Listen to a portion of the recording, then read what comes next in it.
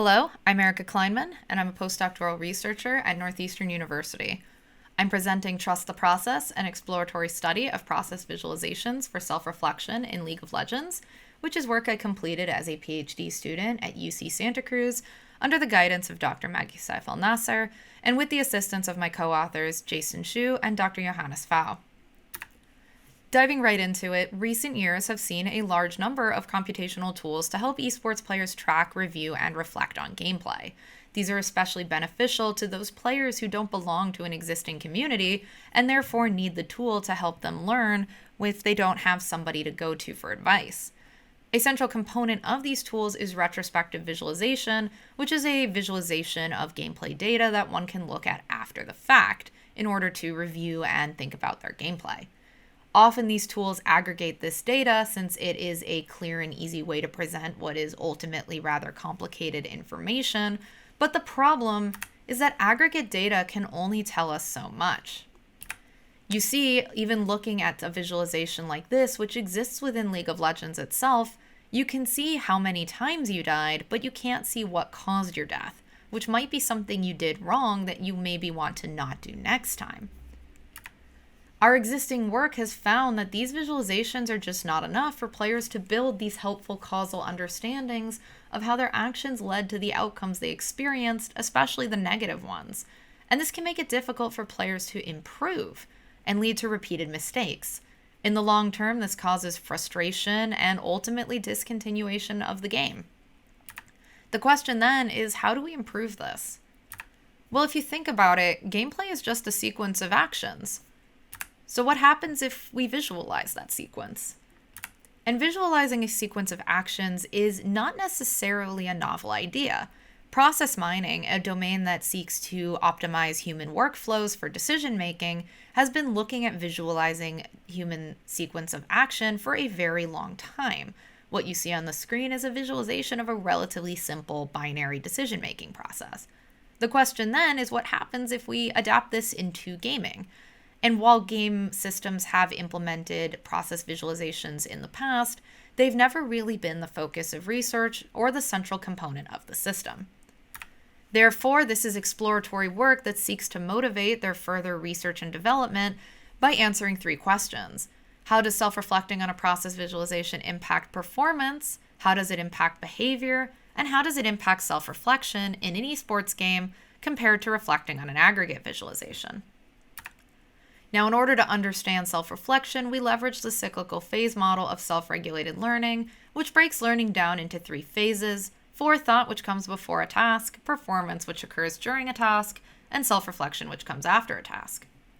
These map really well to the three phases of gameplay, which are especially prominent in League of Legends: pre-game, in-game, and post-game. And in the context of this work, we are particularly interested in the self-reflection phase, which comes after gameplay, and which is when players are able to look at a retrospective visualization.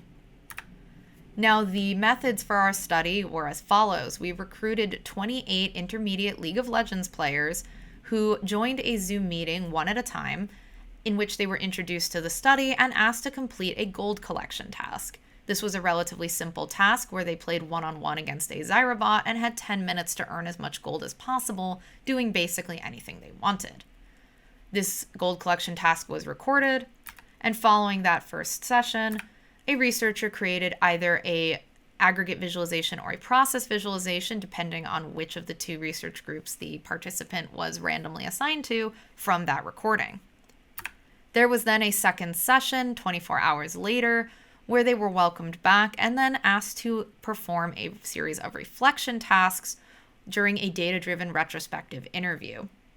More specifically, they were asked, please evaluate your performance during this game and elaborate on how you're reaching your conclusions. Please identify something during this game that you think you did not do particularly well.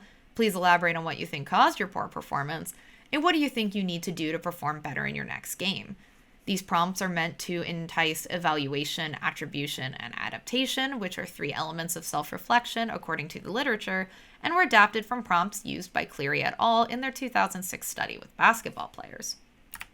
While responding to these prompts, as I said, the players looked at either a process visualization, which you see an example of on the left, or an aggregate one, which you see an example of on the right.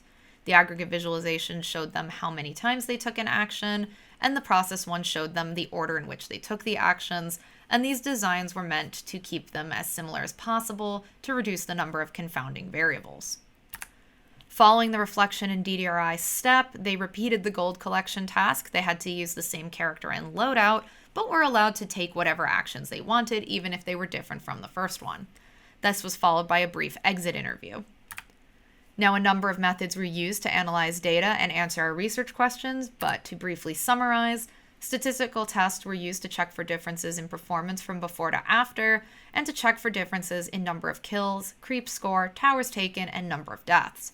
Dynamic time warping was additionally used to examine differences in behavioral sequence from first to second attempt, and to see if the degree of change from first to second attempt was different between groups.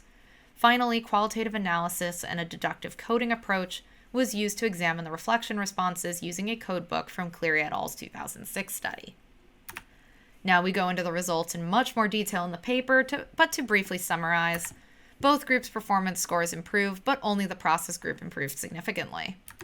There were significant differences in how players evaluated their performance, with the process group using process-oriented evaluation significantly more often. Both groups changed their behaviors during the gold collection task to a similar degree, but the degree of change between groups was not significantly different. However, there was a significant reduction in number of deaths in the process group. And finally, the aggregate group players suggested in their reflections and their exit interview responses that the reflections may have led them to the wrong conclusions. Based on all of this, we come to a couple of conclusions which we discuss in more detail in the paper.